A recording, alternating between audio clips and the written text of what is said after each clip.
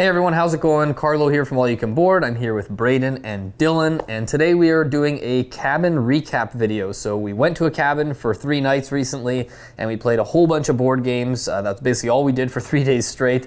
And so we are here to talk about them. We're just going to rattle through them in order, like chronologically, the order that we played them from first to last game through the weekend.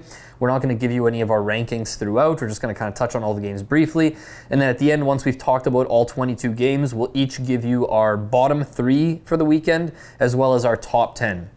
So just so you know, for those rankings that we'll give at the end of the video, it's not our definitive rankings on the games. Like if we were ranking these on a best games of all time list, that's not how these rankings are working. These are just specifically ranking how was that play of that game this specific weekend. So don't look at this and say, oh, I just watched your top 50 and this game was in your, top 10. How is this not in here? Like, again, these are kind of fluid based on the play that we had that weekend. So we had 3 days. I'll quickly jump in and say that there was anywhere between 3 and 5 of us at a time. So the player counts would go between 3 and 5 players. True. And technically one of the games we played just you and me as a 2-player game. Yes, that's right. 2 to 5 actually. So yeah, we'll try to remember to mention the player count these were played at as we go. Yep. And I'll just say real quick, the first day we played 5 games. That was the day we arrived, later in the afternoon. Second day we played 7 games, and on the last day we played 10 games. So we're going to kick it off with the first game that we started the weekend off with, a game that Dylan taught us. We played as a 3-player game that was new to all 3 of us. And I'll just say right now quickly, Braiden only arrived on the second day. So when I say the 3 of us, these first, I think, 7 games were played. It was me, Dylan, and our friend Corbin. So tell us about the White Castle, Dylan. Yeah, White Castle. I mean, the biggest takeaway I had from the White Castle, I really liked it, first of all. I had a really good time with the White Castle.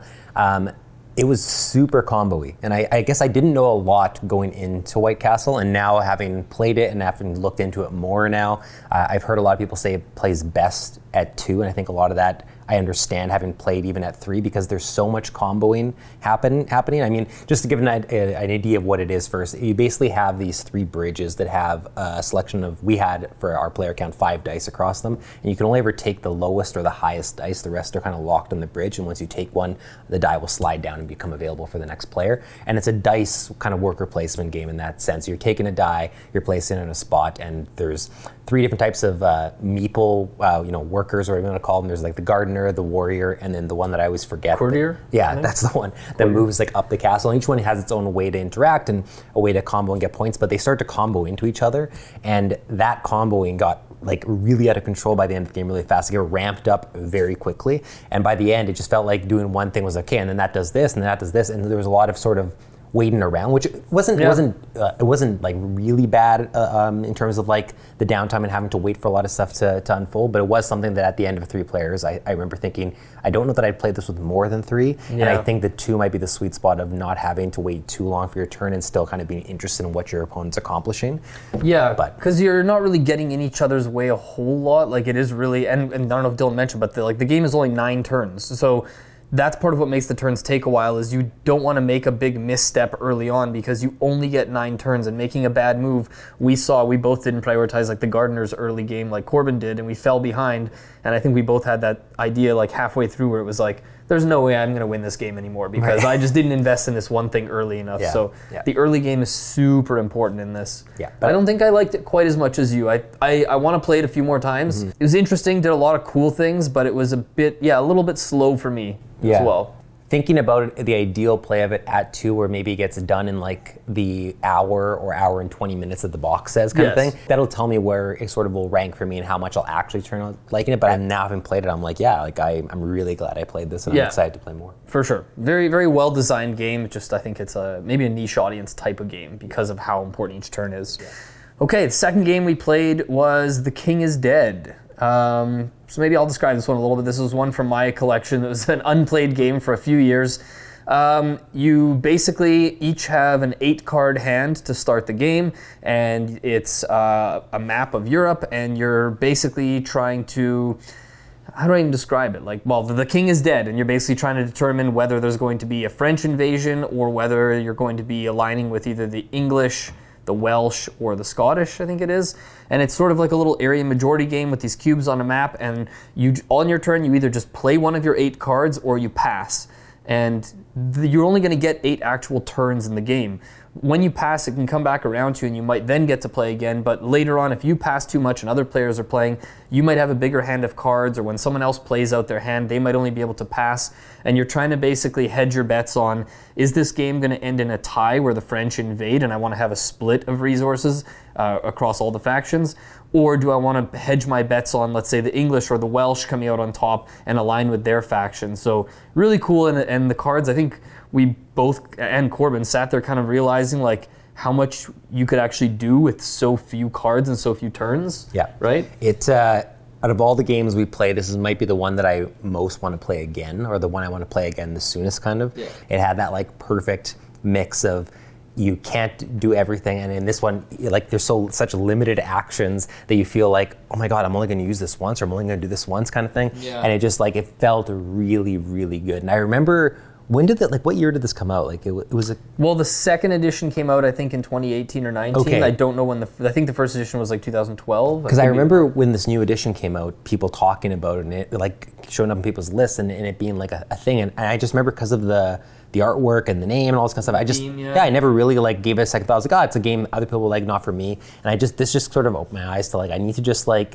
in some cases, just ignore theme, art, and just play a game. Some will turn it like King's Dead, some will turn it like Battle Line. Like I was just thinking that. I was gonna be like, Battle Line. Yeah. No, and we were saying afterwards how like more games should do this sort of thing where you just have like a small hand of cards and a small map, and you only have a few turns. Like the concept of the game is amazing, and it was so well executed. We had so much fun playing it, and I agree, it was one of my biggest surprises of the weekend, where even though it's a game I bought and owned, I did not expect to like it anywhere near as much. So huge surprise. A real highlight of the weekend for me. The next game we played, game number 3, was Moonrakers, which, Dylan, I'm going to let you tell the folks about Moonrakers here. Yeah, so Moonrakers was a review copy that we've had for a while, and we finally got it to the table. We got it along with Veil's Fate a while back.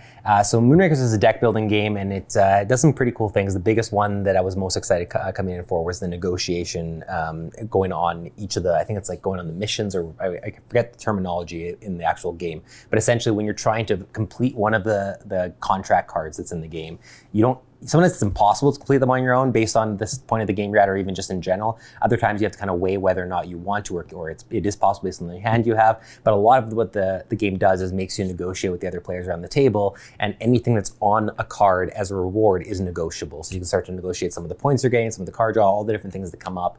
And you have to weigh what you want to keep for yourself, what you want to give to your opponents to be able to even complete some of these cards in the first place. That was probably the most exciting thing about the game. And then there's like ship parts that come onto your board that give you special abilities. You're getting crew members to add in for like the deck building aspect. So there's quite a few different things going on. I will say the negotiating part I really enjoyed. I think just in general, I enjoy negotiation in board games. It's like one of the things I discovered in the last couple of years, and it was just fun to kind of see it implemented in this game. The biggest thing, problem I had with Moonrakers, at least in our play, was just the length of the game. I felt like it went way too long for what it was. It's not like that's not a huge knock on it. Like a lot of games have length problems or length issues, but it was fun. This was one where I just definitely felt the length a little bit more. I hear you. And I think part of the problem was that it has that Settlers of Catan issue where when someone gets close to winning, nobody wants to trade with them anymore. Right. So that's like the game sort of had this grind to a halt moment where Corbin was up to 8 or 9 points or whatever, and we basically just refused to trade with him anymore.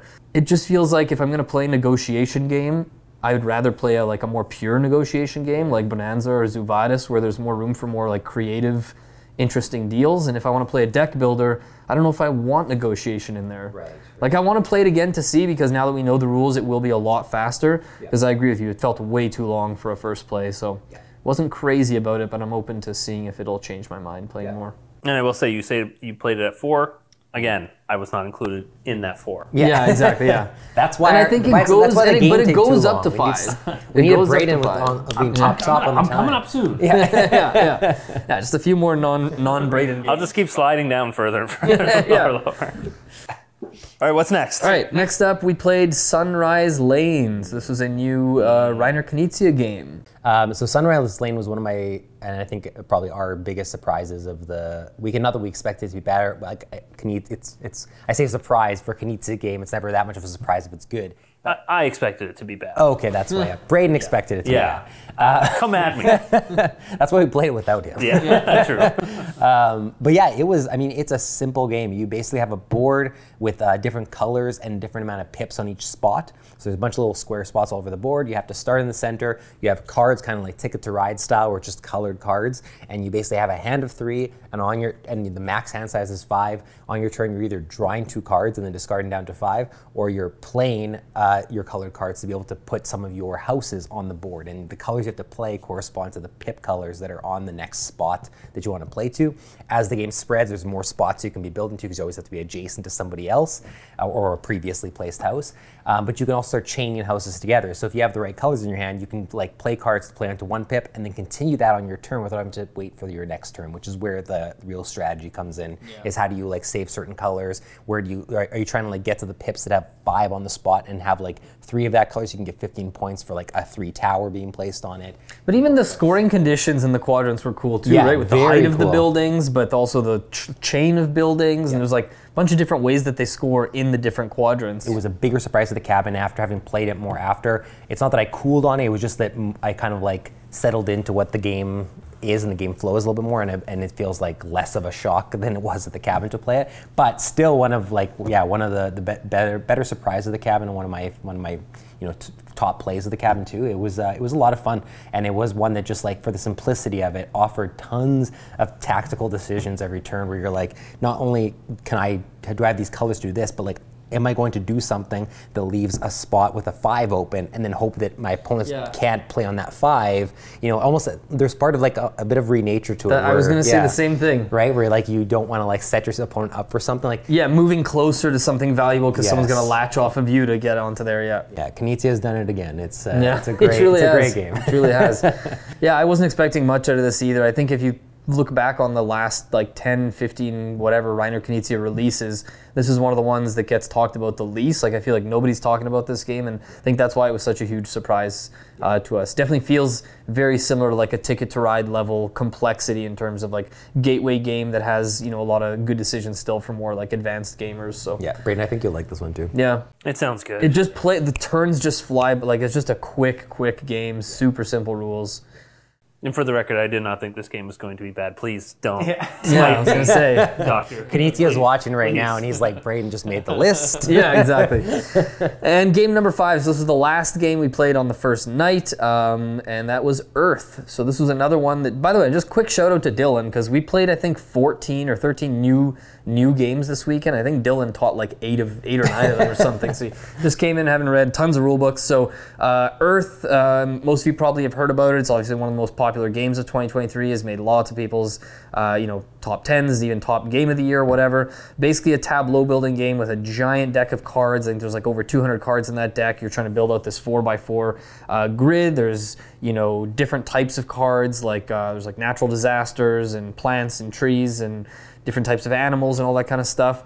And it's basically got some simultaneous action selection where you pick an action for the round out of 4 possible ones, and then whichever one you pick, each of the other players is also going to take kind of like a smaller portion of that action. And you're just racing to kind of fill out your tableau, and there's a bunch of different ways to get points, right? Yeah. Composting cards, whether they're from your hand or from the top of the deck, you can... There's the sprouts, the little cubes that go in the cards. Yeah. There's the growths spots, that are like building up to a canopy on each card. It all feels like it chains together, sort of like an actual ecosystem. Like, I get, I use the soil to pay for these cards. When I trigger this thing, it lets me take these growths off, which let me maybe put more cards into the compost.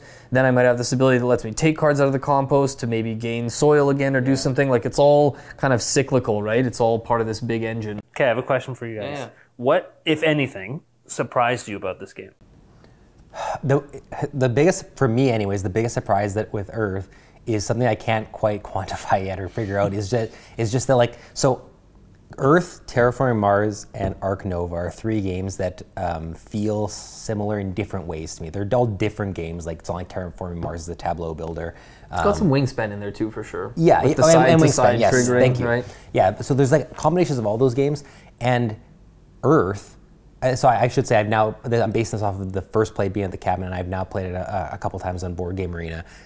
I think Earth's my favorite out of all 4 of those games so far. And Ark Nova I've only played once, but I've played Wingspan a lot. I've played Terraforming Mars a lot. I don't know exactly what it is in Earth, but something and it might be the fact that taking an action gives your everyone else like a minor action. I really like that mechanic in games, period. Yeah. But that, combined with the tableau builder, combined with how many different cards there were, I think I'm just surprised that I liked it as much as I did. I thought it was just going to be like, yeah, I like it as much as I like Ark Nova or Terraforming Mars. Like, it's good, but it's not going to be my favorite or whatever. Yeah. But I really like Earth, and I think that's the biggest surprise. I think we were making eye contact for a specific reason. Yeah, you say you like simultaneous action selection, but Race for the Galaxy is just right there waiting. What about you, Carlo? What surprised you?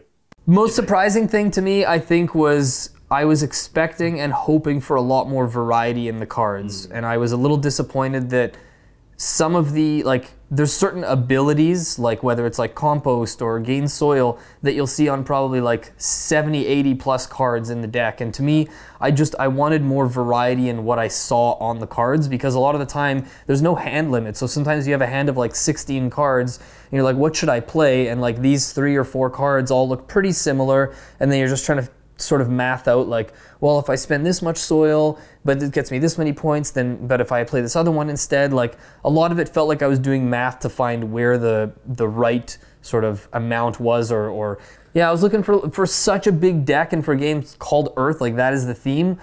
For what is actually on the cards thematically, I just wanted there to be more variety in what the cards do.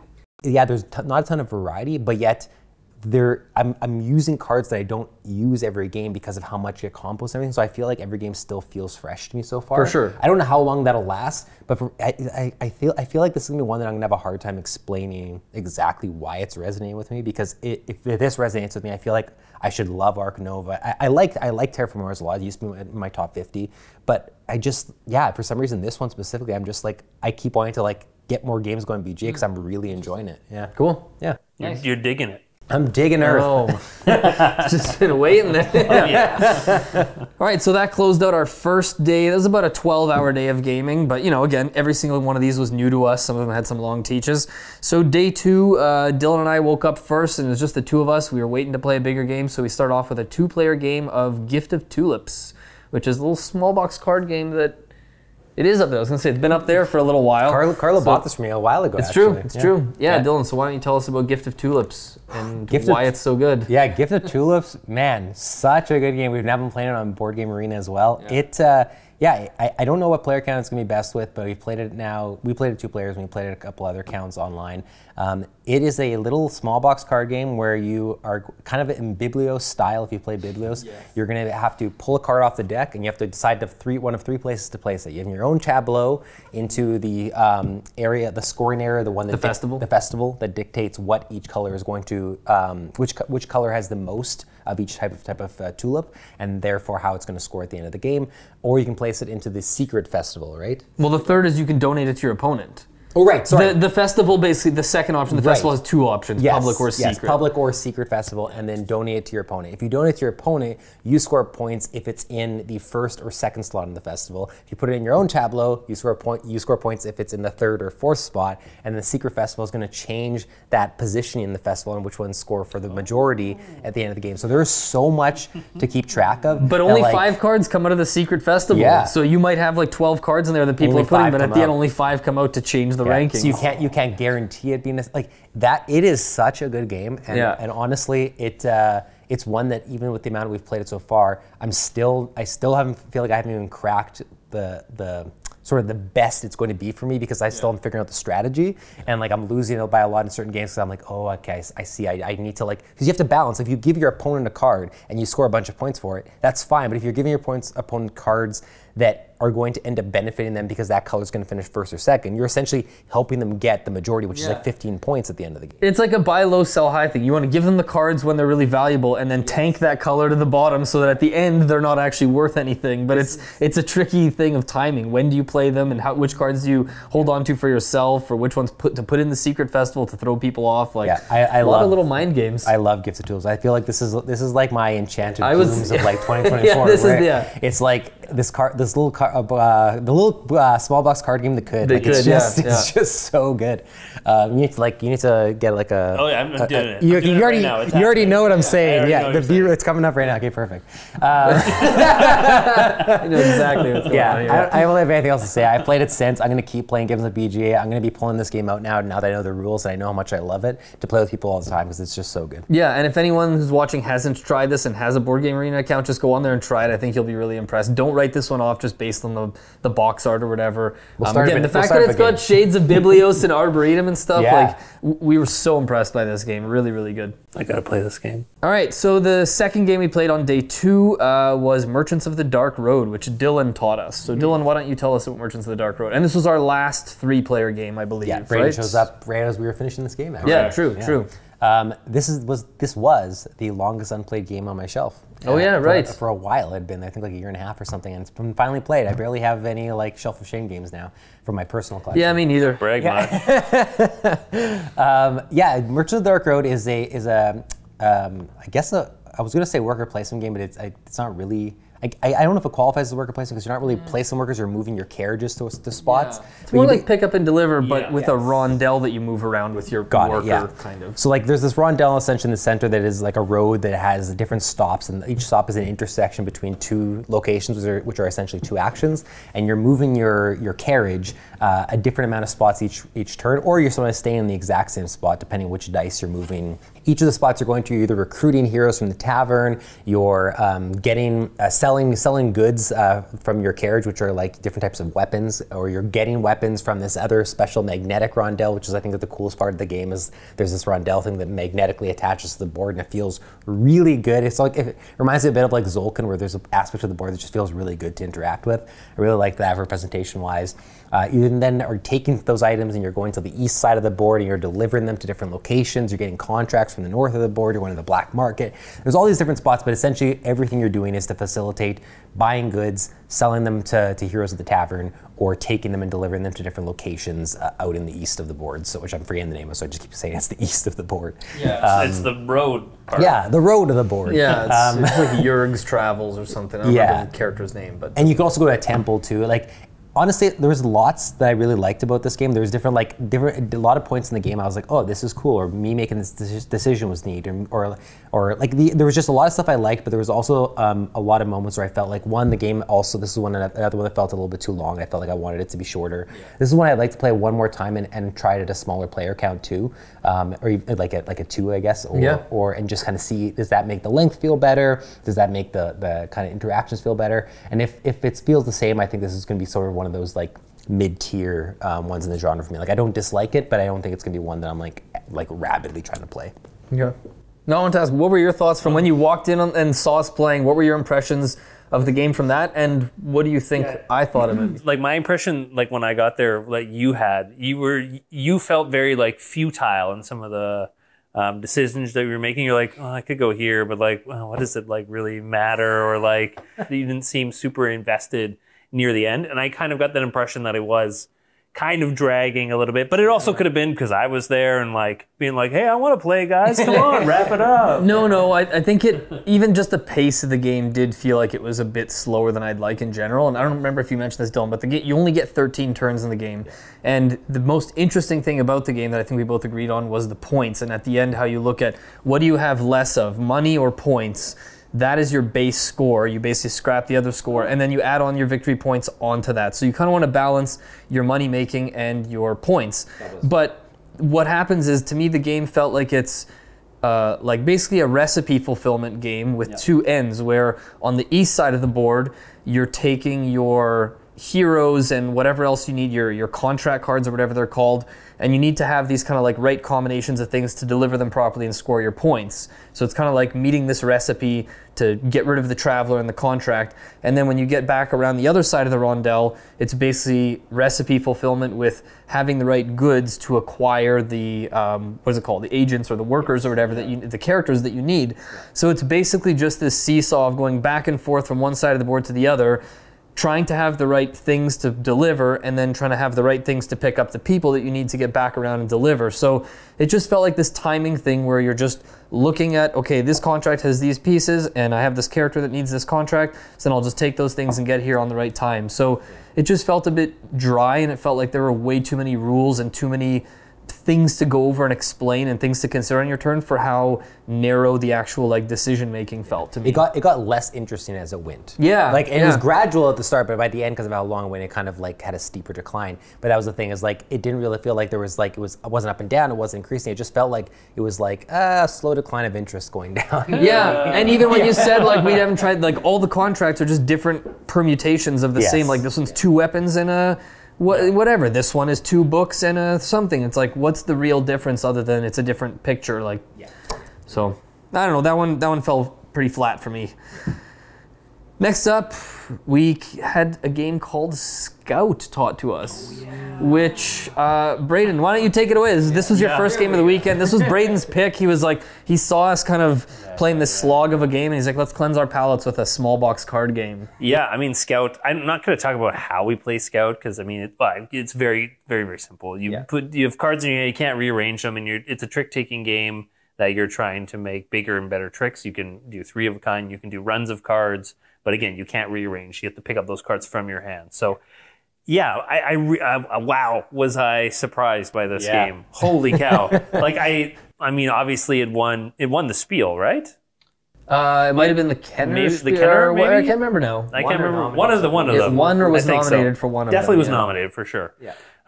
But blown away just by the decisions. I thought this was a very straightforward and kind of like, okay, this could be interesting. You can't move your cards around, but like the decisions of like trying to figure out, okay, do I wait for this other card, or can I take this card and then maybe wait to make like a 5-card hand of some sort? Like how strong, or what is that balancing act? Am I giving away cards that other players need? Or I should say the fact that when you scout, you can take a card and put it either direction, face up or down, and that you can insert it anywhere in your hand.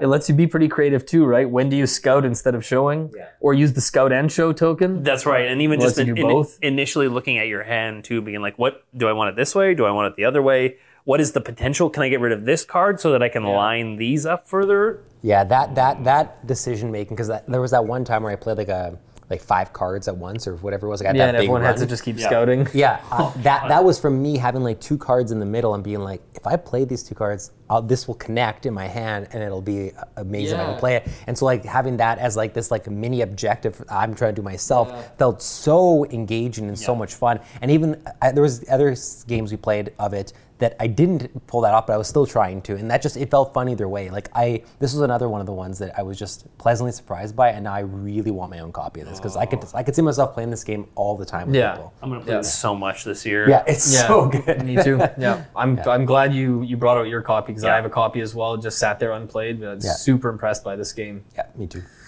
All right, next up after Scout, we played Time of Empires, which was my 2nd or 3rd time playing, and first time for each of you, right? Yep. So I won't go too much into this because I've talked about this game quite a bit on the channel recently. You can see in my 2022 tier list video, and spoiler, it did make my top 50 games of all time as well, but it's basically a real-time worker placement game with these sand timers where you have this common map that you're fighting over, but you each also have your own player board, and you're kind of developing your civilization, gaining resources, building buildings out on the map, trying to destroy each other's buildings, gain presence, that kind of thing.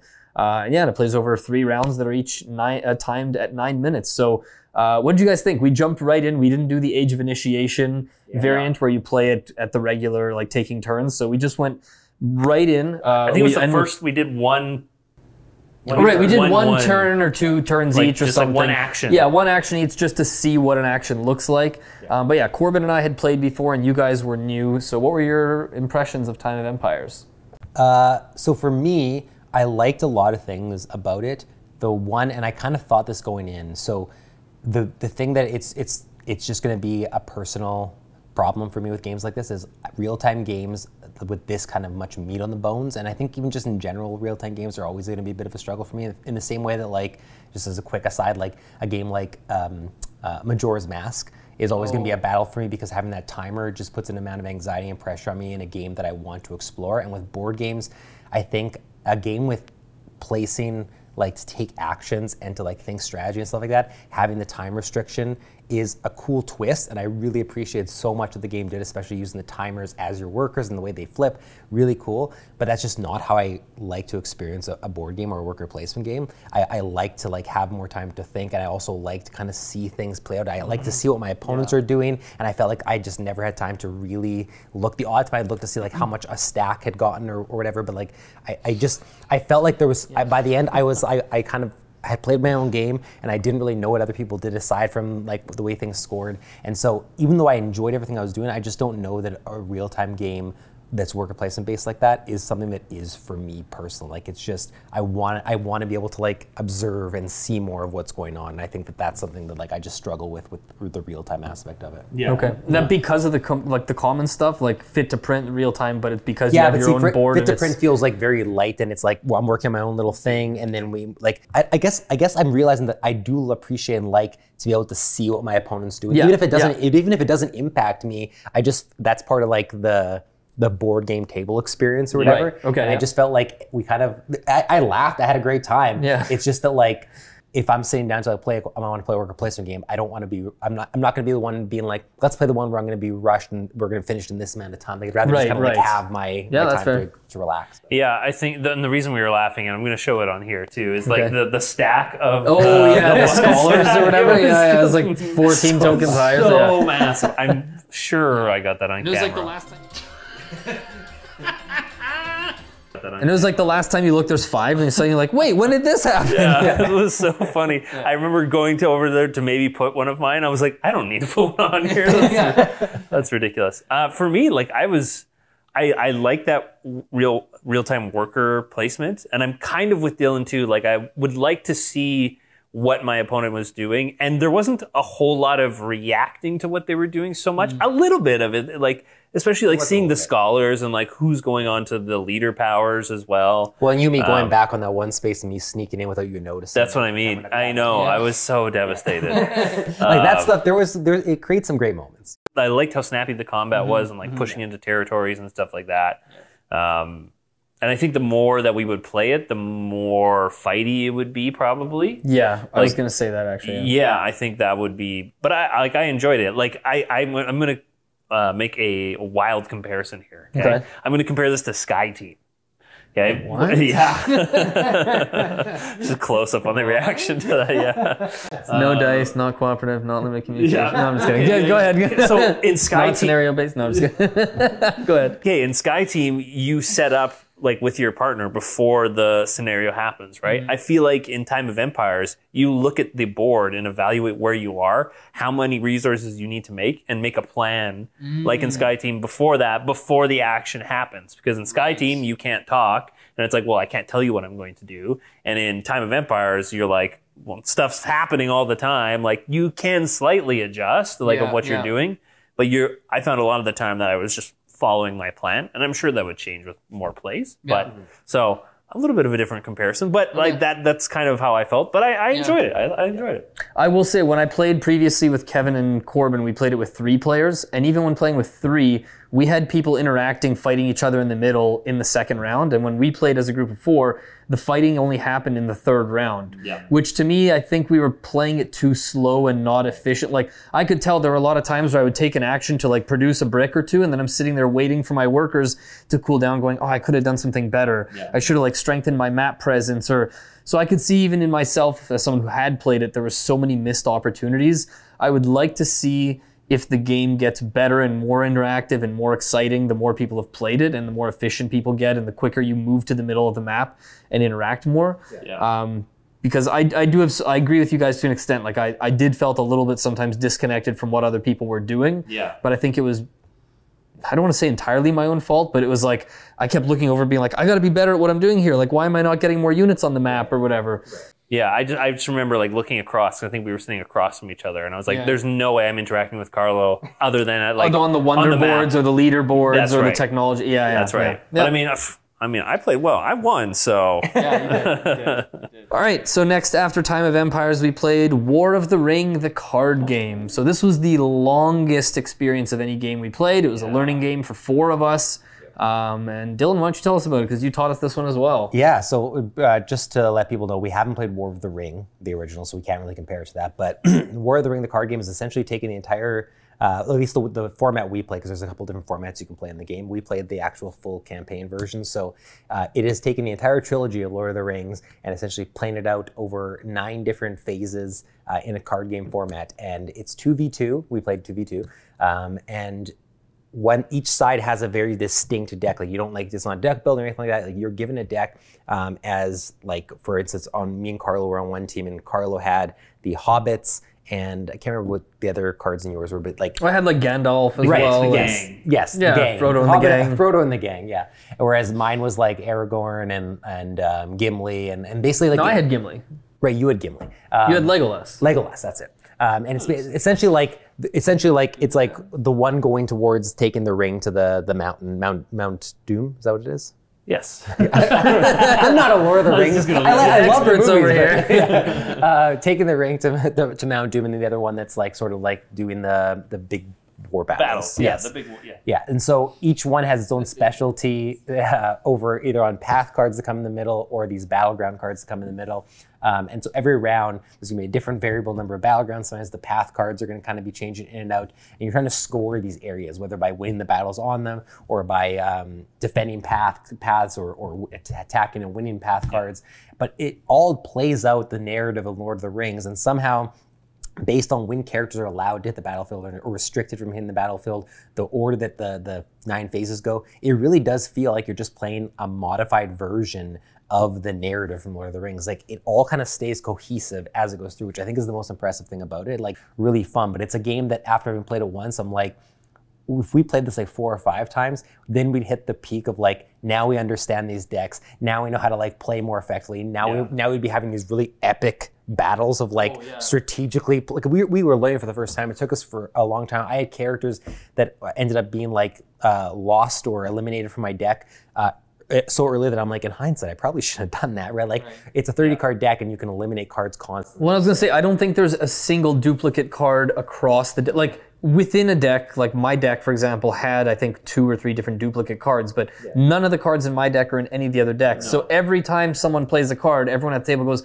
wait, what does that card do? And then later on, it's like, wait, what does that one do again? Wait, how much strength do you have in the battle for that one? So it's a lot of like reading and rereading cards and processing information. That first play is overwhelming. I would say for anyone who's diving into this for the first time, maybe play it as a 2-player game first and then bring a couple other people on board so that you have one person on each team to kind of hold the other person's hand, because 4 people brand new, like it took us what, like 5 hours total or something with rules and the game. And the game did feel like a drag because of the way the battlegrounds and the paths all came up at the end, and there was just so much happening near the end. Yeah, it felt long. It for sure felt long. I feel like that when we first started playing, you were explaining the rules and we played the first couple turns. I was like, this game is amazing. I love this. And my enjoyment dipped the more we played just because of how long it took. But yeah, I can't wait to try it out again. And I really enjoyed it. I think Corbett and I would have played it again right then. Yeah, I know you guys are chomping at the bit to play again. Yeah, I mean, is it because we won? I don't know. Sauron and his cronies take over again.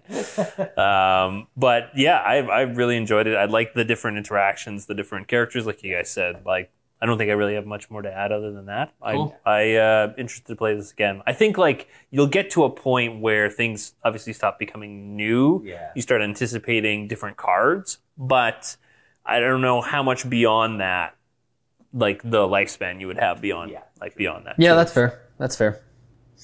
All right, next up we played Challengers. So Dylan, well, I guess I had played it already before, but you taught us this one. You want to tell us a little bit about Challengers as well? Challengers is a capture the flag card game where everyone's going to be deck building kind of as you go. You start with a basic deck.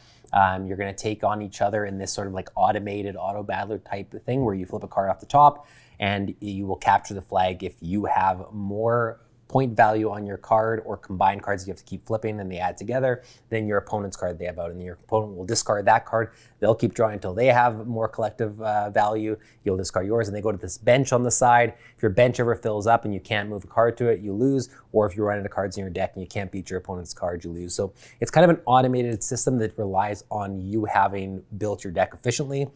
the order the deck cards come out in are obviously random, so you can sometimes build a great deck but have the cards come out really poorly, which is like most card games, but this one especially hits that way. And there will be some cards you'll make decisions as you go, like which card do you want to move to the bottom or the top. It's not like it's completely automatic, but a lot of it is automated. For me, the most interesting part is the deck building and seeing how that plays out, and seeing this one play so quickly, and especially be one that is better with more players, and the closer you get to hitting the max player count of 8, because you have more human players in the game and more matches going on. I've played this on BGA since. I still really, really like it. I think it's like a nice, pleasant surprise for me as well. You do have to, there's a lot of like moving around on different spots of the table, like because the matchups keep changing. The matchups are pretty quick, so people are kind of moving around the table. It worked for us at the cabin. I feel like but it worked a lot smoother than I expected, because you just look at your card and it basically just tells you 4th match, go to this spot. You look at the mat, I go sit there. Like it basically just like handles it itself, kind of thing, right? It's tons of fun. You just as long as you're not gonna like take it like super seriously, because there was moments where I built something great. I'm like, oh, this card's gonna help me so much. As long as I don't draw it first, and then draw it first, it's like now it's a dead card. Like that's gonna happen. If that's gonna be something that really annoys you, and you're like, well, why did I do this? Like, you're probably not gonna have as good of a time. But if you're kind of just willing to kind of like let it go and enjoy what you're kind of seeing unfold and have fun with it, like, and you're never really out of it. I thought I was out of it in the game we played. I didn't win a round, and I think I won round 1 and then lost 2, 3, 4, and 5, and then just won 6 and 7 at the end. And I thought I was out of it, and I ended up making the finals. Although I think we found out after on points I technically shouldn't have made the finals. But right, but as long as you make it into the final, and then you won, didn't you? I think you beat me. Yeah, right. I did. Yeah, and it's like asterisk win according to Braiden. Huge asterisk. Huge. Yeah. What did you think, Braiden? This was your first time playing. Yeah, I mean, honestly, this first play kind of fell flat for me. Devastating. Yeah, like it was fine. I enjoyed my time, and since I played it now on BGA, we're playing on it in a game right now. Yeah. I'm enjoying it a lot more too. I'm understanding a little bit more about what the cards are, how to build your deck a little bit more too. And I thought that was really good. And I think again with more players, like you're gonna hear things happening. No, we got other tables. You gotta be careful. Braiden's got this powerful deck. Yeah, exactly. You'll be hearing things about other people's deck, right? Like you haven't played them yet or anything like that. So I'm interested in play it again. I didn't hate it. I will say that. Like none of these games that we played, I hated. Maybe. We'll see. And do you think this is one that you would prefer on BGA or in real life? I mean, BGA is really nice just because the automatic, like picking up the cards, like discarding them, switching spots, whatever, that's fine. But even when you're done, everything goes back into the right decks. Well, that's right. It gets shuffled already. Like, it's automatic. Everything plays out like right in front of you, right then and there. You just sit back and say, "Oh, okay, that happened." I agree. I think it's been shining for me even more on BGA because of the automation quicker. Yeah, I would agree with that. It's excellent on BGA. I really enjoyed playing it in person with you guys too, though. And I'll just say the last thing I'll say real quick is that I enjoyed it a lot more than I expected with 4. I kept thinking, oh, if I'm going to play this in person, I probably only want to play it with the max 8. But playing it with 4 was still really good. I think the main thing I want to avoid is just playing with odd counts where you have to play with the robot player at all. Because sitting there flipping cards from another deck, sitting across the table from no one, is a lot worse than playing the same opponent 2 or 3 times, right? I think it's basically best with 4, 6, 8. I think that's basically what it is. Yeah, and the more the better. So that is Challengers. Then the last game we played to kind of close out that second night was Crash Octopus. So this is a dexterity game that I taught these guys. I had played a few times before, 3 or 4 times, and it was always a huge hit. So this is basically a dexterity game where you have this little like rope that goes around the table, and it's basically your play area. That it basically is the border of the ocean, and you have this octopus head and all these tentacles. Every player has a ship with a little flag that they use for flicking, and there's these treasures that get scattered all around. And on your turn, you're basically trying to flick a treasure to hit your boat, and if it does, you get to put it onto your boat. First player to collect 1 of each of the 5 treasures wins. But the game also has this timer where when you do hit your boat, you move this little octo counter, and every so often it reaches a spot where there's going to be an octopus attack, and people get to drop dice off of the octopus head, and the dice can hit people's ships, knock treasures off the ships. It's basically just pure mayhem. It is totally a flicking game, but you can't flick the treasure that's closest to your boat. So there's like, you're getting up and moving around the table to get at the right angle to, flick that one piece, and they're shaped differently. So some of them roll, or some of them are, just a square, so they don't roll properly. There's all kinds of little things to consider. What did you guys think of Crash Octopus? Crash Octopus wasn't bad. I really didn't know. I honestly didn't know much about it going in. I think the tape for me, like the table presence, seeing like all the little tentacles and everything like that set up, and the way it shifts, and you're moving the octopus head, you're moving the tentacles. Like I think it looks really cool on the table.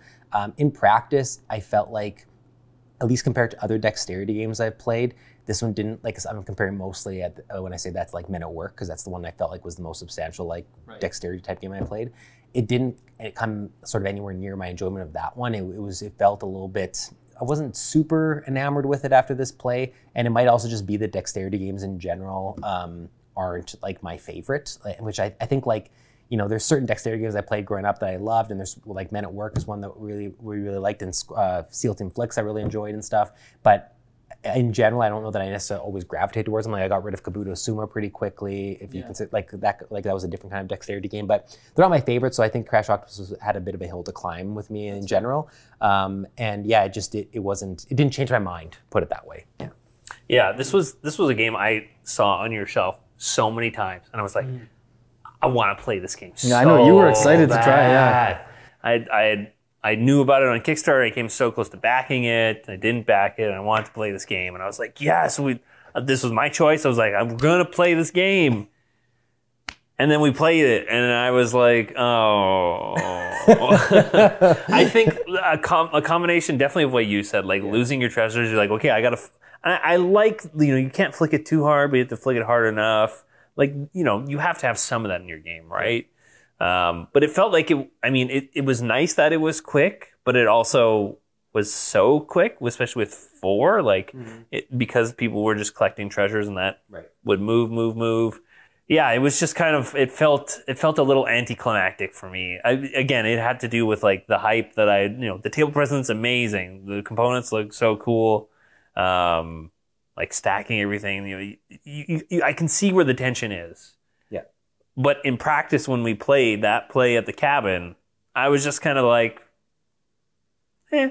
It lacked those big moments that I've seen happen in other games of Crash Octopus. So I agree with you guys, but all I would say is definitely give it another chance because I think all it takes is if you had a really good game of it like I've had in the past, I think you might like it a little more. Yeah, for sure. There's a lot to like about it, but it definitely fell a little bit flat on that play for me as well. Yeah, sunk a bit.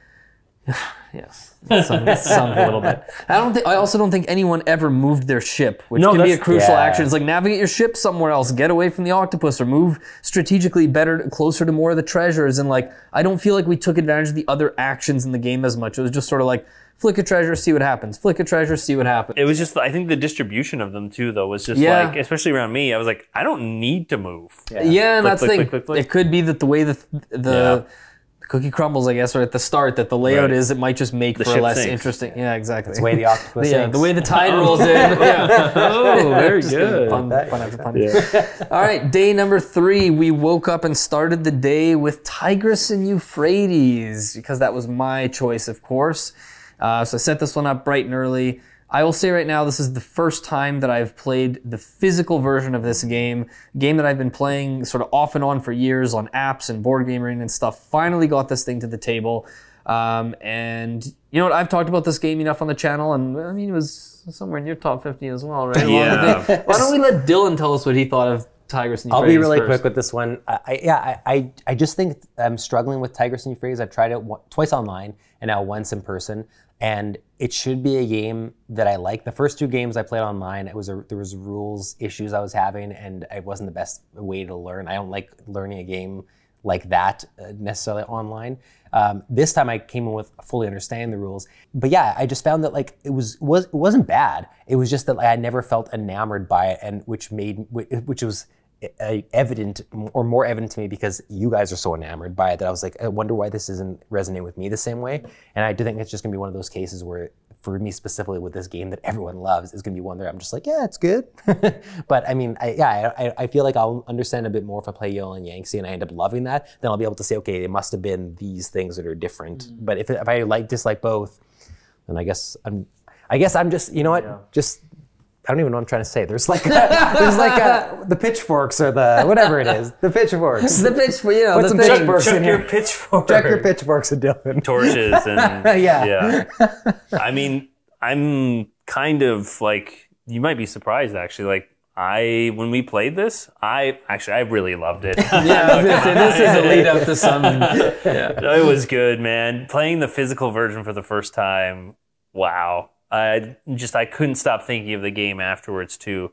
Like the reason, on top of like losing all your stuff, like you said, Dylan, for me, it's like you're constructing this thing to try and maybe prevent that. But then if that does happen and someone makes a great play to disconnect you, what can you do to then flip that around to try and scramble to get a few more points? Because again, you score your least, the color that you have least amount in points, right? So like you might only need to get a few points here and there and put your blue leader down and get a few like river tiles down as well, right? Like you're connecting, you can get up to a monument, or you revolt right away. There's so many different ways to kind of fight and tactically affect the board. Yeah.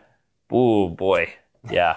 There's a time lapse that we made that might have already been played already and stuff too. So you can see the whole board as it changes and everything. Yeah. It was good.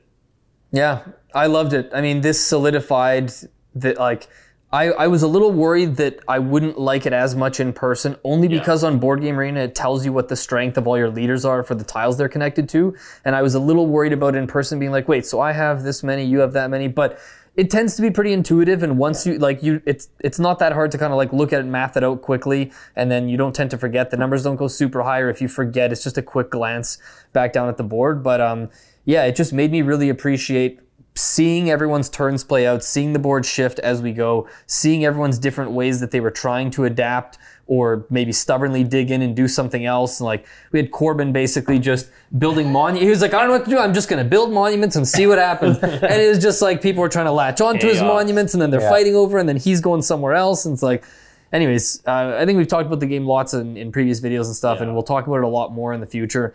So I think I'll leave it at that, but this was a huge highlight of the weekend for me, and I'm just so grateful to have like a physical copy of this in my collection now. Boy. So, yeah. Thank you to our anonymous supporter once again who sent me this as a gift. Yeah, one of the most treasured games in my collection now. Well, I'm happy someone else appreciated it for once. No, I'm just kidding. All right, then we played something very different than Tigris Euphrates, a bit of a palate cleanser from our friend Corbin, which was Dungeon Mayhem. Yeah. Well, I don't have to spend a lot of time talking about this one. This one is a very quick little game. Essentially, everyone is a different character class. And you just are going through your deck, playing your different spells and abilities. Each character has its own unique powers and things that can show up on different cards. And each person has a health pool. You can attack any player around the table. They can attack you. You can shield up. You can block things. You can heal health. And whoever's the last one standing wins. I played it before. I felt the same way this time as I did then. I had a really good time with it. I wouldn't be the one asking to like play it, but every time I sit down and I've played it so far, I've enjoyed it. Like it's just a pleasant little filler distraction game, and it felt like a really good palate cleanser. Yeah, it was good, quick playing. I liked how thematic the decks were to each D&D class. I played it a bunch before this too. I enjoyed it. Yeah, this was my first time playing it. I didn't expect much when I saw like the art on the box, and even when we went through the rules explanation. And you have to be okay with one of those games where like you might be eliminated like on the second turn or third turn, and you might just be out right away and watching. But the game we played it I think twice, and both times it was so quick. The game is like 5 or 10 minutes. Yeah, so I think it's one of those games that can be played like with kids in classrooms, or you can play it as like a little, again, palate cleanser filler type game. So yeah, it was nice. It was decent for the type of game it is, but I'm in the same boat. I don't think I would ever request it myself. Yeah, agreed. All right, next after Dungeon Mayhem, we played Keyflower, which we were long overdue to play. It had been quite some time, and we played with 4 players, right? Yes. Yeah, we played 4 players. Yeah, I won't, again, we've talked a lot about Keyflower. I won't spend a ton of time going over it, but I will just say that I haven't had a bad play of Keyflower. Even there's my best plays and there's the ones that aren't my best plays, but none of them have been bad.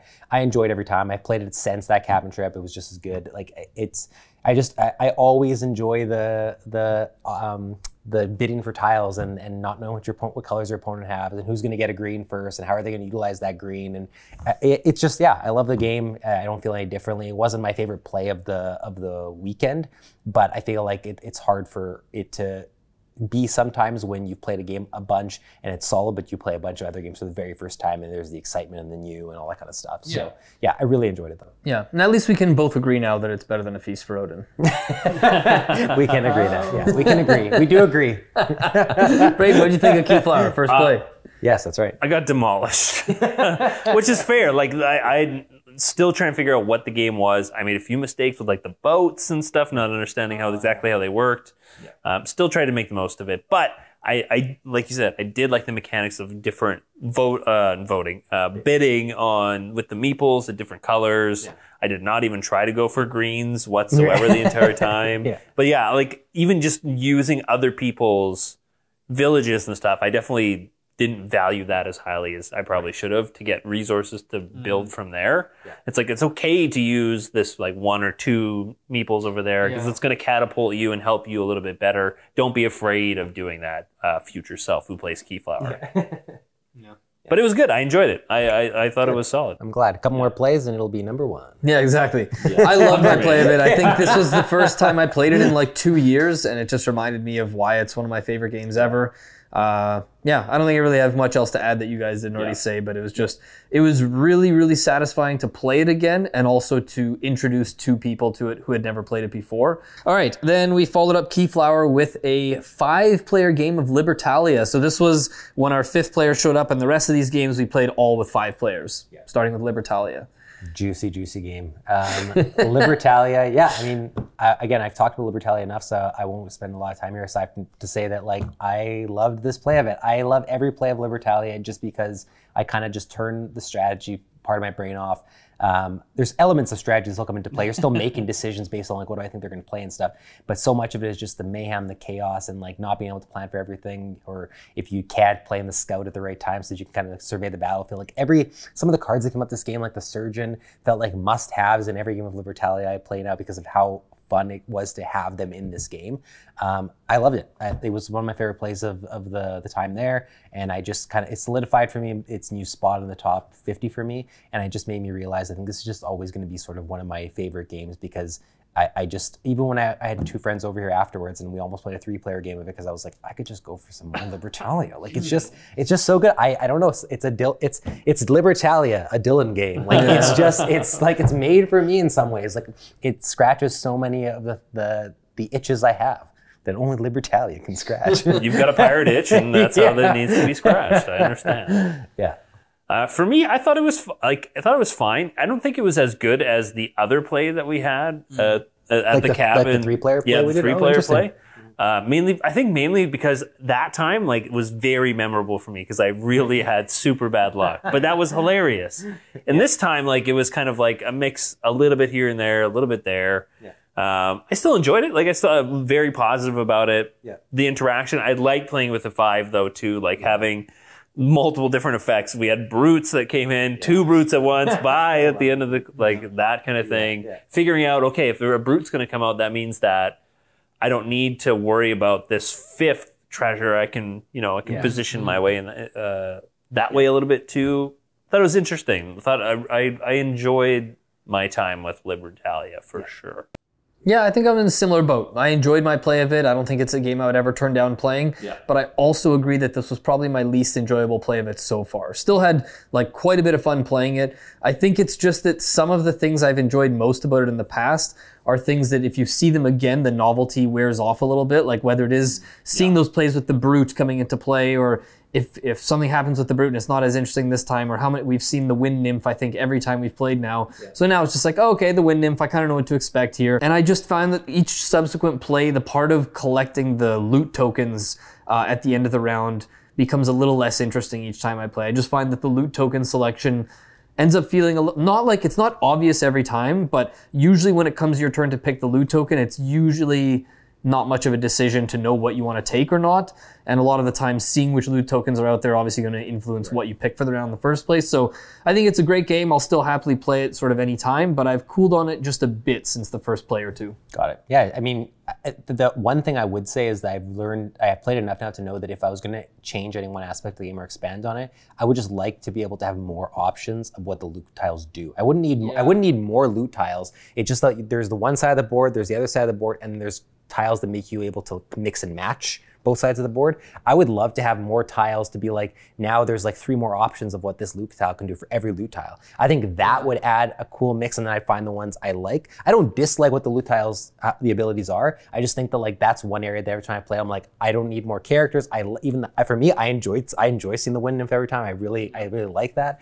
I just would love to have more options to the loot tiles. That'd be easy. Yeah, that's fair. That's fair. Yeah. All right, and then we played a game of Ready, Set, Bet, which was new for the two of us. Braiden had already played before, I think, right? Yeah, I did. And Braiden ran this as the moderator. Why don't you tell us about Ready, Set, Bet, Braiden? Ready, Set, Bet, it's a horse betting game with real horses that you're rolling dice to move. Real horses. Real horses. How did they fit it in the box? I have no clue. No, this is, you're rolling dice and moving. So you roll 7, you're going to move horse number 7. You roll a 2, you move the horse that's a 2, 3, et cetera, until you have one horse that crosses the line.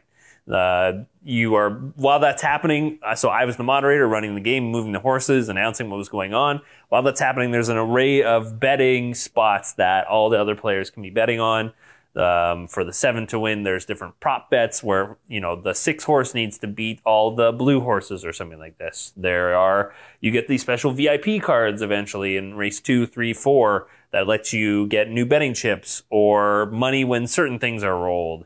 All these things are happening all in real time, all at once. It's kind of hectic.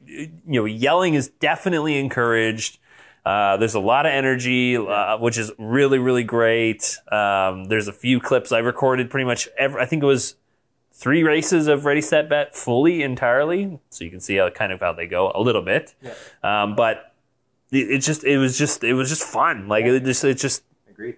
Chaos sometimes too. Like one horse is getting ahead and they get like a bonus, and then they just don't. You get rolled and they're just stalled right at the finish line. And can they go? And now the 7 horse is just slowly making its way all the way down. I will say that I loved it. We played it since. I still love it. It's one of like my biggest parts from the cabin. I love this game. I'm curious of what it's going to be like to play this without Braiden running it, because I feel like most of our enjoyment comes from how good Braiden is at running it. I don't know whether doing it with the app would be as enjoyable for me. I have to try it to see, but all the games we've played at the cabin and elsewhere have been with Braiden running it, and I loved it. Yeah. So good. Yeah, it's the sort of the blood on the clock tower problem, right? It's like once you have someone like this running the game for you, you're like, the Braiden conundrum. I don't want to experience a lesser version of this. Yeah, right. So yeah, I had a great time with Ready, Set, Bet as well. Just in terms of horse racing, horse betting games that came out especially recently, I do so far like Long Shot the Dice game a little bit more than Ready, Set, Bet. It's a very different style game. It's not real. They're not really comparable other than the fact that it's horse racing and whatnot. Yeah. But Ready, Set, Bet is pretty unique. I can't really think of a game that I've played that operates in the same way, in that real time, like just frantic, like people throwing down bets. Like you feel like you're, at the racetrack making bets. And it's just fun to see the different styles of how some people will put a bunch of bets out earlier, or as soon as Braiden's like, oh, and here comes 7 roaring into the lead. And then it's like everyone's throwing down chips on 7 suddenly. It's just so fun to, I feel like this would be a great spectator game to just watch other people betting. Here we go. Great time. That's a 7. All right, then after Ready, Set, Bet, we played Caesar's Empire, which I taught you guys for the first time. I guess I can talk about this game. So for those of you who've watched some of the recent videos on the channel, you've seen me talk about this a lot in my 2022 recaps and in our top 50 games of all time. Basically a little network building game that plays in about 30 to 45 minutes, where all you're doing on your turn is picking a city that is not yet connected to Rome and connecting it to Rome, and then you score points based on the shortest route that connects back, and you're doing this kind of set collection throughout the game as well, where you're either trying to specialize in collecting certain tokens or diversify. You're cutting people off, short-circuiting routes, that kind of thing. You don't get that many turns. This was my first time playing it with 5 players, which is the max player count, where I think you only get 8 turns. Not many turns at all. I think it worked really well at 5. I don't know yet if I prefer it with 4 or 5. Those are definitely my 2 favorite player counts. But yeah, since you guys played for the first time, what did you guys think of it? This is actually my second time playing. Oh, sorry, right, it was. Right. Yes, the first time. So Dylan, what did you think about it? Dylan. I liked it. I think it's one I need to play again, and I'd be really curious to try it at lower player counts and see whether like we played it at the ideal count or whether it's actually ideal with less. I felt a little bit much with 5, and maybe that's what it's supposed to feel like. And I don't mean that necessarily in a bad way. I just mean that like that's just the feeling I had coming out of it. But I enjoyed it a lot, and the simplicity of it, and it was really fun. I think I won. Or if I didn't win, I felt like I did well because at the start I felt like I was doing really poorly. People had more stuff out than me, and I was like, am I missing something? Is this like another Tigris Euphrates rule issue that I'm like? And as I went through, I'm like, okay, I just have a different strategy than people. Yeah, I think you got fewer of the gold tokens that gave you the instant scoring, but you had a lot of either same or different goods for the bigger set collection scoring at the end. Yeah, it was fun. I would definitely play it again, and I think that having a few more plays of it, I think this is one that I could like see really liking the more I play and the more I kind of develop a strategy for. So yeah, I was impressed. Yeah, this game I tried to do something a little bit different than I normally would, where I didn't really build out routes. I was just trying to prioritize getting different sets of resources, which I would not recommend in a 5-player game, because by the time it comes back around to you, so much has changed. So much has changed already. Someone has taken that spot. It's going to be very rare that you're going to be able to get to those resources. So building out your route and just collecting what you can of the same or whatever you can get to is going to help you a lot. So it kind of was a little bit mild for me, I think, just because of that. Right. But I can sit and appreciate and think about it a little bit more about why that was. Yeah. And I still enjoyed it. Like, it was still very thoughtful. I would try to get in people's way a little bit too, a little bit more than usual, and score points that way. I just didn't get a lot from the routes, and that's just where I need to improve next time. Yeah, that's fair. So I've now played it at every player count from 2 to 5, and I have to say it feels like, considering the rules are like the exact same pretty much, like other than some minor setup stuff, the rules are basically the same at all player counts, but it feels surprisingly different at each one because of how many of the resources are on the board. And so like with 5 players, it's almost impossible to get 4 of a kind. Yeah. And you know people are going to be watching you and they're going to stop you. So it did feel a bit more like with 5 players, I started realizing like I think you need to maybe work a bit more on getting in other people's way so that you're scoring passive points on other people's turns more. Because on your turn, there's never a guarantee that you're going to be able to get what you want. Right. So I think the more players, the more tactical it is, and just like what's the best option when it's my turn. So I think so far, 4 players has probably been the sweet spot. But yeah, I'm glad you guys are enjoying it so far. And it's so quick, right? Like we'll play it again sometime. No one will need a rules refresher. Like no. Yeah, it's solid. Right on. All right, then game number 19, which we played after Caesar's Empire, was Saboteur, which Corbin taught, or I shouldn't say retaught. I had played it once before on BGA. Yeah. Had you guys played Saboteur before? Yeah. No? Okay. Oh, you hadn't? Oh, interesting. No. Yeah, I played it on BGA, and I played it Corbin's copy a couple times. Yeah, Saboteur I feel the same with it every time. I never have a bad time, but I think it just now with how many board games are out there and how many do these type of different mechanics or aspects of them, I leave always feeling like, yeah, it's good, but like I'd rather play this or I'd rather play this. I can think of a lot of games I'd rather play. So it's still good, and if someone else suggests it, I'm not going to turn it down, and I always will still have a good time, but it's never going to be something that like surprises me anymore. Like, it felt fun this time because I can't remember if any time I've played the physical version, I've been the Sure. Oh, I wasn't the Saboteur this time. No, you weren't. Everyone thought I was the Saboteur. That's right. It was. Yeah. It felt like I was the Saboteur. But yeah, it's just, yeah, it's okay. I just think it's okay. That's kind of what I left thinking. Yeah, same. I'd played a lot of, obviously, social deduction games. Right. And I tried to play it in the similar style where you lay low and then later on, try to be devious, right? Afterwards. But really, I think as Saboteur, you need to just screw with people right off the bat, mill the deck. Like, you need to be getting in there right away. You can't just be like, oh, blah, blah, blah, right? Yeah. I was trying to hope that someone else had made a devious play and the heat would be kind of on them a little bit. Right, then it was and by the time I was like, well, I need to stop them from doing something, it was already too late.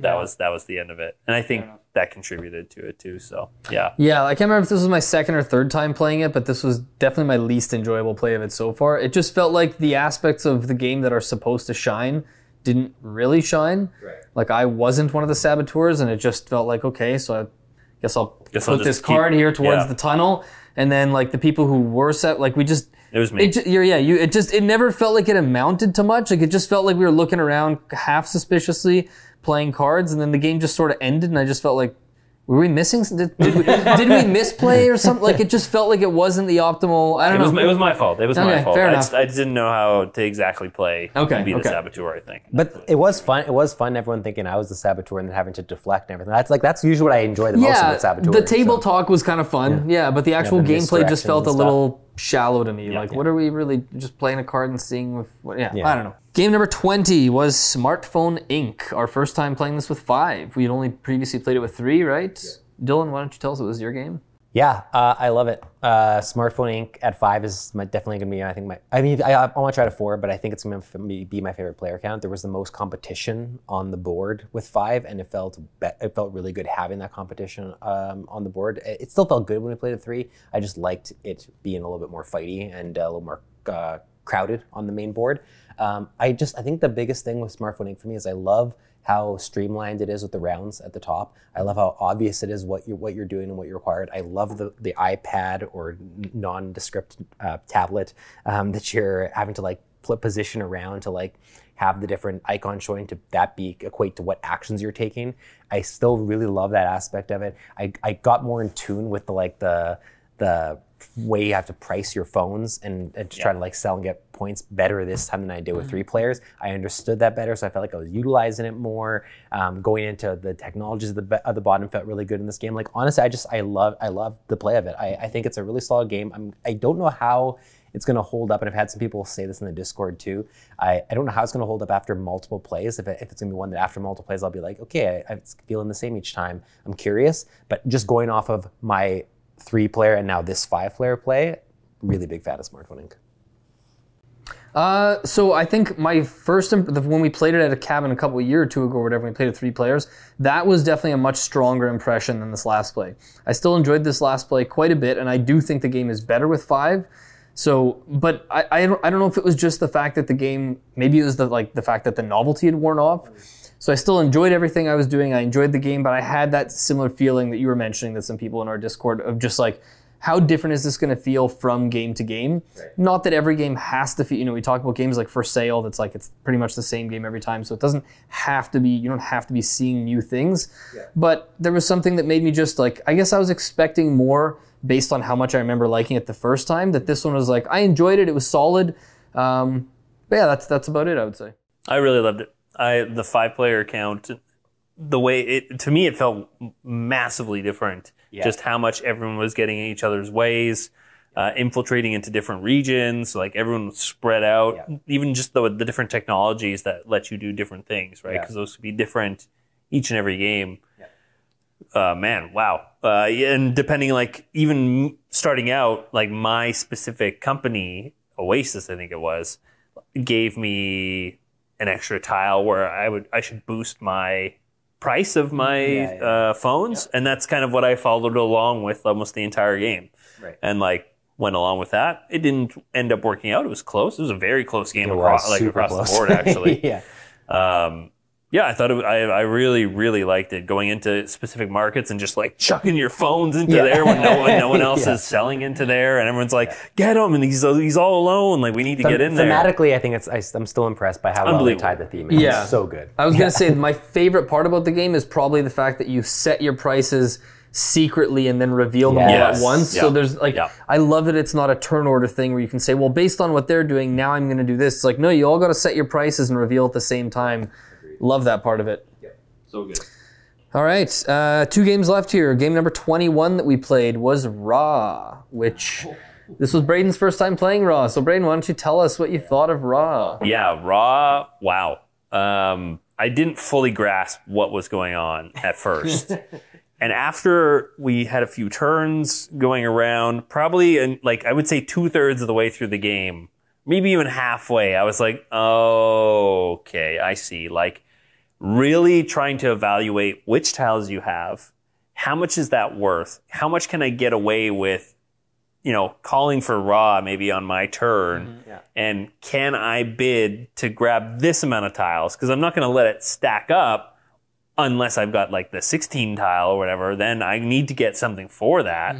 But then other players not letting you do that, and the more that you wait now is the more risk that comes with the end of the round, right? Yeah. That balance along with what you're collecting and the minus points that you're getting on the other side and stuff too. Yeah. I was very impressed. Yeah. it's really good. And this play, I felt like, I don't know if this is my favorite play of Raw, but it felt really interesting to me because I did some new things with forcing auctions that I didn't in the last play, and using it strategically in this way on this time, the way it played out, it just felt like uncovering another aspect of the strategy and things you can do in Raw, which is always cool in a board game. You figure out new things you can do in a game that you kind of thought you understood. So yeah, I loved it. I don't feel any, like it does, I don't feel any differently about Raw. I still think it's an amazing game. And I just want to play it more. That's basically what I left thinking. Yeah, great game. I had only ever played it as, I think every time I'd played it previously was with 3 players. Yeah. And this was my 4th or 5th time playing. Playing with 5 felt very different than playing with 3. You have a lot less control over things, and you can't wait as much for the auction to build up in a certain way or think that you're going to get bigger prize or whatever. Like, I made the mistake of holding on to my big bidding tiles for too long, thinking, I don't want to spend this, 12 on like a couple of tiles here that I don't need, and then the round ended and I was, it filled up, the auction track filled up or whatever, or the sunboat token got to the end, and I didn't even end up getting to spend all my tiles. So like, there's an aspect of like, you get too greedy and you push for too long and then you don't get anything, and I think that was more prevalent in a 5-player game. I've heard a lot of people say that it's best with 3. I still liked it a lot with 5 though. I just think it's a game that's probably going to work well at, I mean, I don't know about playing it with 2. Yeah. I don't know if I would even try it, but beyond that, I can't see it being bad at any point. But yeah, I was glad to show it to you and Corbin and Jake. Everyone seemed to enjoy it. It was quick. We taught it, played it, set up and tear down everything. Was probably about an hour or so. All right, and then we ended the weekend with a game of Scapegoat, which was new to all of us. So this was my copy that Braiden generously taught us. Why don't you tell the folks about Scapegoat? Right? Yeah, Scapegoat is, you are a bunch of thieving goats who have thieving goats who have just pulled off this heist, but the cops are going to eventually, they're catching up, they're chasing you, they are going to catch you. So you have to pin this heist on one of your fellow goats. So you have these specific player cards that you have, and on the back of them you roll these 2 die. I think one's a D10, one's a D8 or something. And you look at say you roll an 11 and an 8, you look at the 8 and the 11 on there, and it'll show you who you think the scapegoat is, like which color of goat. Now, that's going to be the same for 4 of the people, but... Or depending on player count. Yes, or yeah, we played with 5, so for 4 of us, but the one person who shows what the scapegoat is for the 4 people, that color will be different for them. They'll think it's someone else. Yeah. So... you have to try and, throughout this, you're going to different locations, you're setting up to pin the, I was going to say tail on the donkey, tail on the goat, to pin the crine on them, right? And you're trying to do that, though, almost silently. Like, I remember just, this is the game that, like, just making eye contact was the most hilarious thing. It's like you would look, you look, and you, like, look at someone else, and then you'd be like, And this was like, we were playing at this at 1 or 2 a.m. At the end of the 10th game, we've been gaming for like 15 hours at this point or whatever. Yeah, so you want to try and pin it on them without them getting to know. If they figure out that they are the scapegoat, they think they are. Anyone can think they are. They can go to the cops right away, end the game. The game ends immediately. You can go first turn. You can look around the table and see a glance and go, oh shoot, I'm the scapegoat. I gotta go to the cops right away. And so you're trying to basically figure out, am I the scapegoat? Because if so, I have to go to the cops immediately. And if not, I can't let the scapegoat know that they're the scapegoat. Yeah. So Dylan was the scapegoat, and Braiden and I are constantly looking over at each other, and I'm kind of going like this, shifting over, looking at Dylan, and I'm looking, Dylan just kind of like, I know, doesn't seem to like, I'm like, so who does Dylan think the scapegoat is? Because he's not looking at anyone. And then I'm looking over at Corbin and Jake and being like, how come they're never looking at Dylan? I'm trying to like look at them and be like, and they're just kind of looking at me like this, and then I feel someone's foot under the table, footsie, I think it was you, is like, and then you're kind of nodding at Dylan, and I'm like, well then if 2 of us think it's Dylan, then it probably is, but what are these other guys doing? And like, but I can't, like, how can I hint at that? Like, I felt like we weren't playing it properly or something, based on it being a first play for all of us. Yeah, I mean, but Dylan was just, I was looking at Dylan the entire time, because I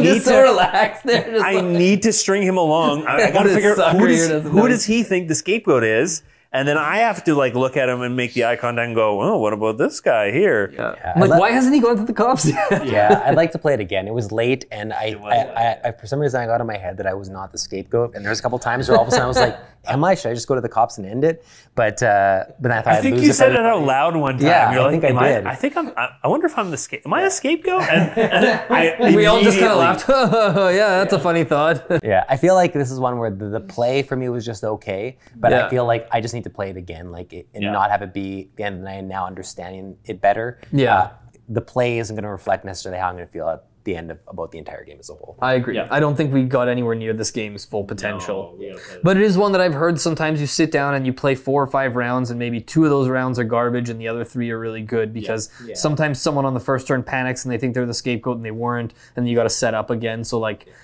yeah, your experience may vary, but a very interesting game. I haven't played anything quite like it. Yeah. That sense of paranoia right at the beginning, you're like, is it me? Is it them? Who can I or can I not make eye contact with? Who's making eye contact with someone else? What was that? What'd you look at him for? Don't look at him. I'm just looking at him. It's a fun game. So let's do our rankings. Maybe we'll go start with you, Dylan. Give us your bottom 3 from worst, right? 22 up, and then your bottom or your top 10. So I had my bottom game, and I should mention there's none of these are really like bad plays. My worst play here is just like my least good is kind of how I'm and again, these were just what we thought of them this specific play this weekend. It's not an overall ranking of these games as standalone games. So bottom I had Crash Octopus, then I had Scapegoat, and then I had I know it's coming. Time of Empires. Oh, okay. But just based on the play, and it's not based on the game as a whole. I just want to. That's fair. I thought you were going to say Tigris Euphrates. No, I didn't. That's fair. Yeah. Then I had so my top going for number 10. I had Raw at number 10. Then I had White Castle at number 9. Then I had Earth at number 8. Keyflower at number 7. Scout at number 6. Sunrise Lane number 5. Gift of Tulips, number 4. Smartphone Inc., number 3. Libertalia, number 2. Number 1, The King is Dead. Wow. Nice. Okay, number 20, or not 22 for me because I didn't play that many games. Right. My bottom, Crash Octopus again, Saboteur, and then Dungeon Mayhem. Right. Just like it was just very light. Again, I didn't hate it. Mm-hmm. That's all it was. Yeah. And then 10 for me, Caesar's Empire, 10. Libertalia, 9. Keyflower, 8. Time of Empire, 7. Smartphone. Raw. Ready, Set, Bet. Yeah. War of the Ring at 3. Ooh. Scout. Yeah. And Tigris and Euphrates at number 1. Nice. Yeah. Nice.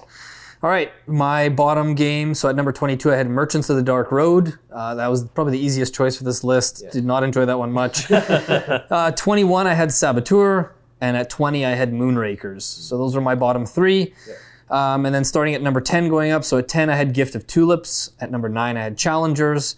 8 was Time of Empires. 7 was Caesar's Empire. 6 was Sunrise Lane. 5 was Raw. 4 was Scout. That's a potential future top 50 game. Candidate for me right there. Just amazing game. 3 was Keyflower. 2 was The King is Dead. And 1 was Tigris and Euphrates. Yeah. Yeah, and I will say that Ready, Set, Bet was like 11 for me. It just missed. And that was only, that just goes to show how many good games we played at the cabin. Because up to like number 14 is what I ranked. And almost all 14 I could have considered to have been at least like number 5. Yeah. There was just, like Ready, Set, Bet was amazing and it's number 11. Yeah, I think War of the Ring, the card game, would have been my number 11. Right. Yeah, and I will say I'll compose the list and put them all together for our top list at the end of this video as well. And everyone's list individually, so you have that as well too. Yeah.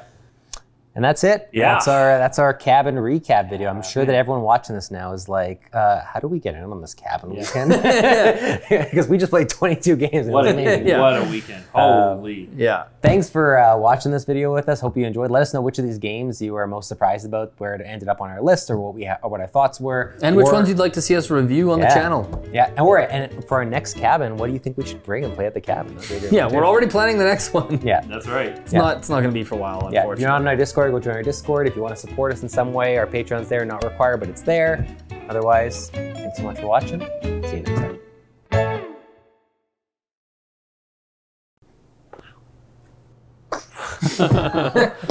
I just cut to like a